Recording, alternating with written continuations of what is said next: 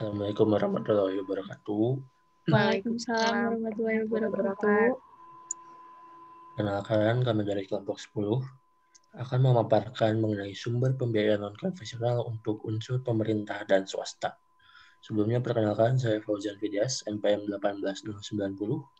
Saya Kinana Nisa, NPM 18028. Saya Nur Amnana Zalina, NPM 18041. Saya Alifah Tufaila, NPM 18014. Sebelumnya kita jelaskan dulu apa itu sumber pembiayaan non-konvensional. Sumber pembiayaan non-konvensional merupakan konsep alternatif untuk membiayai pembangunan sebagai tambahan pembiayaan konvensional. Sumber pembiayaan non-konvensional juga merupakan sumber pembiayaan yang berasal dari kerjasama antara pihak pemerintahan dengan pihak swasta ataupun dari pihak masyarakat. Contoh dari sumber pembiayaan publik non-konvensional ini berupa PPP, yaitu Public Private Partnership. Next. Apa itu PPP? PPP merupakan suatu kerjasama antara pemerintah dengan pihak investor atau swasta untuk memenuhi kebutuhan masyarakat, di mana PPP ini adalah mekanisme pembiayaan alternatif dalam pengadaan pelayanan publik yang telah digunakan secara luas di berbagai negara, khususnya untuk negara-negara maju. Adapun PPP pertama kali digunakan di Indonesia pada tahun 2015.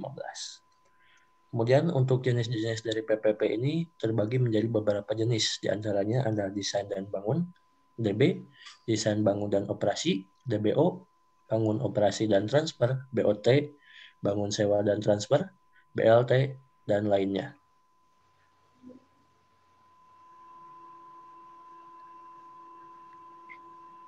Kemudian ada struktur pembiayaan non-konvensional. Dalam struktur pembiayaan non-konvensional ini dibagi menjadi 3. Ada pembiayaan melalui pendapatan, ada yang termasuk di dalamnya yaitu biaya dampak pembangunan dan betterment levies. Yang kedua ada pembiayaan melalui hutang. Yang termasuk di pembiayaan melalui hutang ini ada obligasi, linkage, dan excess condemnation.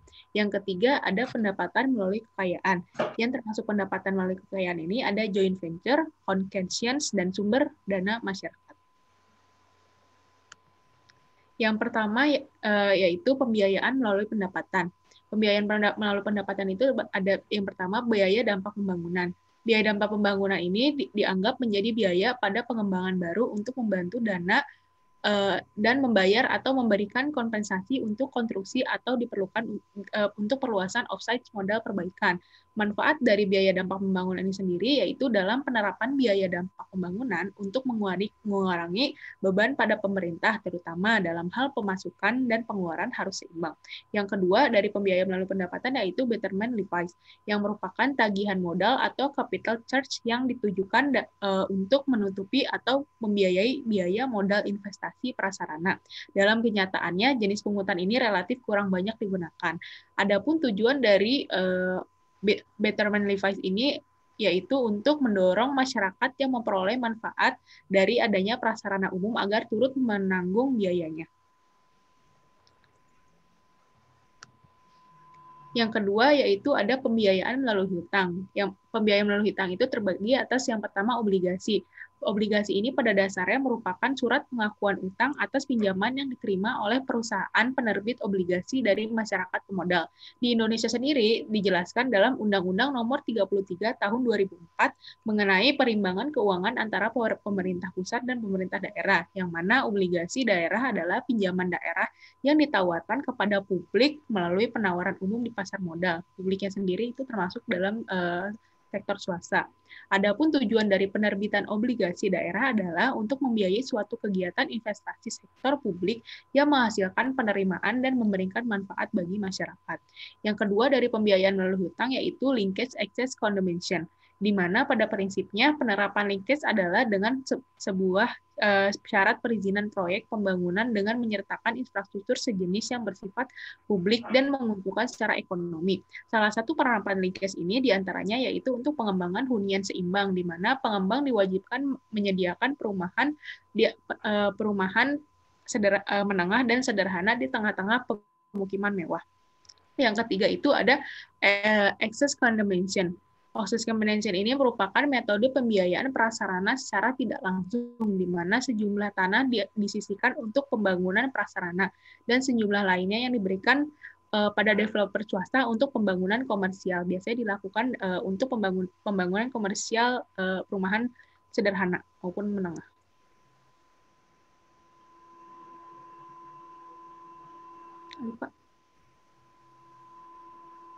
Pembiayaan melalui kekayaan. Yang pertama yaitu joint venture, merupakan kerjasama antara swasta dengan pemerintah, private-public partnership, di mana tanggung jawab dan kepemilikan ditanggung bersama dalam hal penyediaan pelayanan infrastruktur.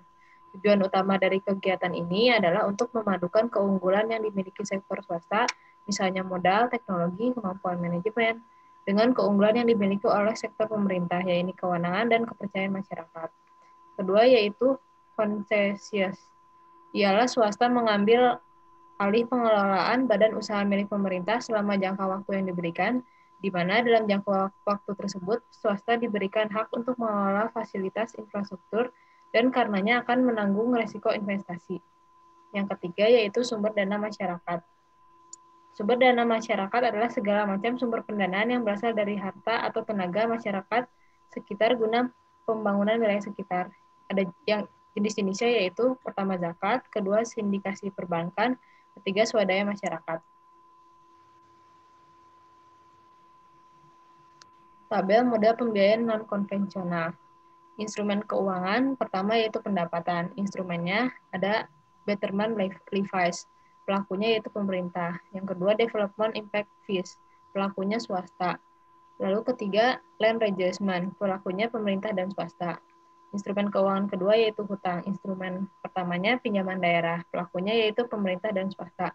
Kedua obligasi, pelakunya pemerintah. Ketiga development accession, pelakunya swasta. Yang keempat excess condemnation, pelakunya pemerintah dan swasta. Yang kelima linkage, pelakunya yaitu pemerintah dan swasta. Instrumen keuangan yang ketiga yaitu kekayaan.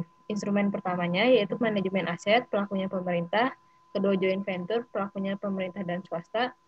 Yang ketiga KPBU AP, pelakunya yaitu pemerintah dan swasta. Yang keempat KPBU VGF, pelakunya yaitu pemerintah dan swasta. Yang kelima KBU penjaminan pemerintah, pelakunya yaitu pemerintah dan swasta. Yang keenam KPBU sebagian konstruksi, pelakunya yaitu pemerintah dan swasta. Yang ketujuh KPBU ESCO, pelakunya yaitu swasta. Selanjutnya PINA, pelakunya yaitu swasta.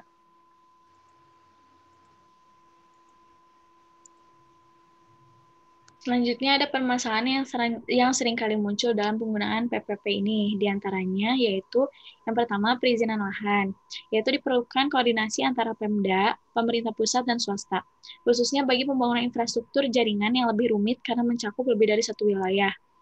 Juga tiap wilayah memiliki kewenangan yang berbeda.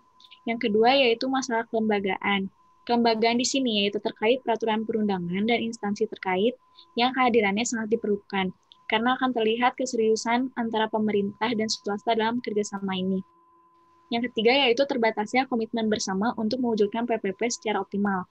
Hal ini terkait dengan kenyamanan tiap aspeknya, yaitu pemerintah dan swasta itu, di mana swasta membutuhkan komponen kepastian yang terkait yaitu waktu, biaya, dan risiko. Selanjutnya adalah menyangkut aspek regulasi, antara lain masih adanya aturan yang tidak harmonis, multitafsir, dan tumpang tindih.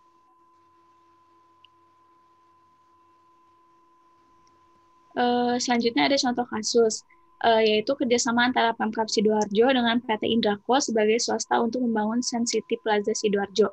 Kerjasama ini memakai model BOT atau Build Operate Transfer. Masalah yang dihadapi yaitu mengenai perjanjian kerjasama BOT antara pemerintah Sidoarjo dengan PT Indrako sebagai sektor privat yang masih terkendala oleh tanah bekas lapangan golf yang digunakan untuk pembangunan ini merupakan tanah yang berasal dari bekas tanah kas desa yang belum dilindungi hukum yang kuat karena belum disertifikatkan dikarenakan terhambat oleh kelengkapan berkas. Next. Yes. Sebelumnya akan dibahas dulu mengenai model BOT ini, yaitu model kontrak kerjasama yang melibatkan dua pihak, yaitu pengguna jasa atau publik dan penyedia jasa atau swasta. Dengan kata lain, swastalah yang akan melakukan perencanaan, pendesainan, dan juga pengoperasian dalam pembangunan tersebut. Kemudian setelah masa kontrak habis, maka pembangunan tersebut akan kembali ke pihak pemerintah atau publik. Untuk solusinya, menurut kami, sebaiknya urusan mengenai pemindahan sertifikat tanah atas desa kepada pemerintah daerah segera dilaksanakan. Berdasarkan pengertian di atas, bahwa model BOT ini merupakan sebuah kontrak berjangka waktu dan swasta memiliki peran penuh dalam pelaksanaan pembangunannya, di mana penggunaan metode public-private partnership ini dibutuhkan kerjasama antara pemerintah dan swasta. Apabila terkendala di pemerintah, maka swasta pun tidak akan dapat bergerak untuk melaksanakan pembangunan. Sekian presentasi dari kami. Terima kasih. Mohon maaf bila ada kesalahan. Wassalamualaikum warahmatullahi wabarakatuh.